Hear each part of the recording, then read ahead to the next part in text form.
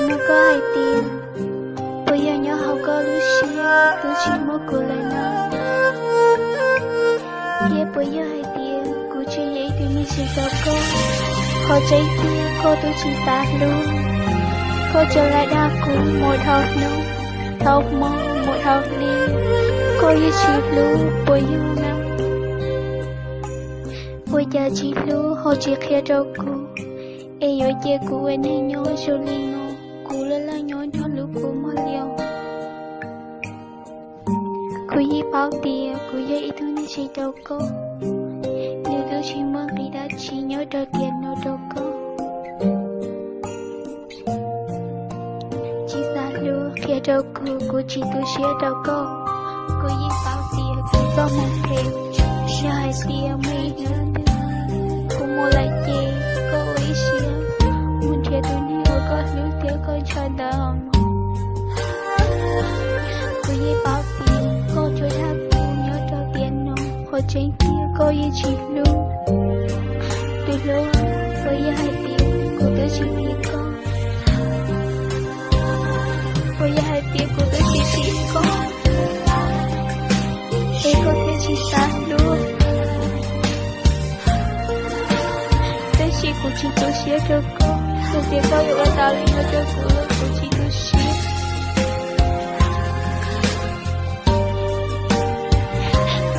Tôi yêu mua lại mà nhớ con nữa. Và có câu mà muốn thiệt tôi nên con luôn. Con thiệt mấy ấm tôi. Con muốn thiệt tao tôi nhẹ của con lưu thiệt con nhẹ nó chết. Con chỉ thâu ở đó nếu tôi xía dạ thì khâu ở cho cô. Nếu con muốn tôi tao như lịch chị. Chú con lưu xía còn đi. Lưu là đâu. Lưu nào cũng như tôi nhẹ của con chỉ xa lưu. Chả mấy nữa cứ em. Lưu họ chỉ xa lưu con nhưng con chỉ xa lưu của. Chỉ là cô không muốn thể gì.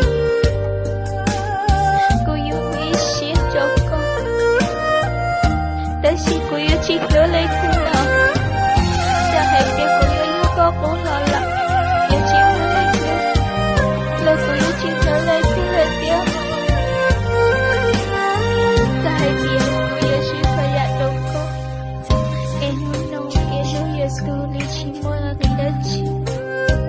Là cô chỉ tôi xuyên. Thọ có mỗi có lưu đi cỡ rồi rồi. Cô mà lại quay xuyên tôi lưu. Cô yi bao tiền, cô cho một thể. Thọ không có có lưu đi. Cỡ rồi nó. Nhưng mấy nữa tôi có nào hay tiền.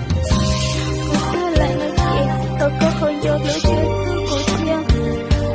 Chỉ hay tiền cô chỉ tôi. Còn mãi nó có mong. Nhát thật hồi lỡ chế chạy mẹ chỉ muốn mình ở chỉ là. Ta chỉ. Cô yêu ở chàng vô cô muốn tốt nữa cười. Cô yêu chỉ vô cô là. Ê cô yêu ở chàng vô cô. Nói thương là thì ở xin gia đình nói chuyện. Nhưng trong hai việc. Một lúc cô. Em sẽ cô yêu nhau cho cô. Một tóc ta cứ tiện lên nó. Nhưng nào cô có một. Tôi chỉ áo cô là chỉ cứ shit. Tôi lưu à. Lịch tiện. Trẻ yêu chỉ mua lòng. Ôi yêu chỉ tao xin chỉ tin lòng. Hỏi có yêu tôi này ở cô lưu cho. Đã shit. Trẻ yêu chỉ tao xin chỉ lấy chỉ. Mà mua con nữa. Muốn chết tôi mua con lưu. Thế coi nhẹ đợi em. Có thiết xa luôn rồi này có thể chỉ cho yên đi có chỗ cửa. Ta có chỉ thôi cho đi có xí. Nhà đi có ở chỗ cửa. Nhà hai tiền mấy đứa xí. Có nó hai tiền. Tôi đi giờ thay đó là có ta lưu ý cho. Nếu một anh này luôn luôn nhớ. Chỉ nhớ lên tin, chỉ nhớ lên tin. Là chỉ thơ có hồ lưu thôi. Chỉ có hồ chúa thơ này kia. Câu một ta lên nên chẳng lại nói chuyện cho con rồi xia.